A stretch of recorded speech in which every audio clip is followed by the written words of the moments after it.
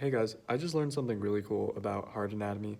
Well, actually, I didn't know anything to begin with, so I learned a lot about heart anatomy and embryology. So, like, you start out with like the embryo on like day 18, and it sort of forms these like two tubes, which end up getting stuffed into the pericardial cavity.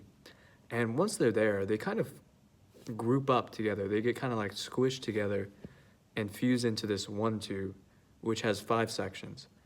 And you can see the sections there in the top right, but the bulbous cordus turns into the inflow tract as well as the right ventricle, and the primitive ventricle turns into the left ventricle. And the very bottom tubes there, and it's super weird because the blood, like the oxygenated blood flows from the bottom up to the top. So it's a little bit different than normal because it's like a one-way system rather than our heart, which has like an inferior vena cava for stuff coming from below your heart, like the level of your heart, and as well as like a superior vena cava for stuff coming above. But anyways, the point is this like tube with like 5 sort of sections ends up folding really weirdly. So the top part like goes forward and down, and then the bottom part goes backwards and up.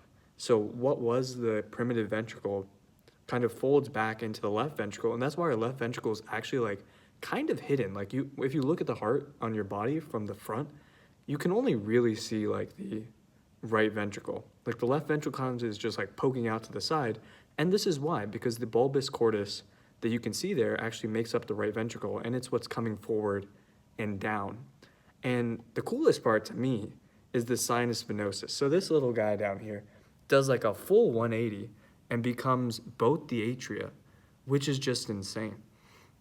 And the truncus arteriosus makes the whole like aortic arch and becomes like the brachiocephalic vein or artery, and then the subclavian and common carotid artery. And another really cool thing is down here with your septum. So if you know your heart is 4 chambers, between the 2 atria, there's like this little split, and you actually have this opening when you're in your mother's womb called the foramen ovale, which closes later on. And the main reason is because normally you want to go through the ventricles to the pulmonary artery, pulmonary vein to get oxygenated. But in this case, babies get oxygen from the placenta. So you don't even need that. So there's just like this hole between your atria so that your heart's just like skipping its lungs, because your lungs only open like once you're born. And that's why it's a good thing that babies cry when they're born, because it's kind of scary if a baby doesn't cry. But that's just so cool that it like closes later on, and oh my god, it's just so cool. Anyways, God bless.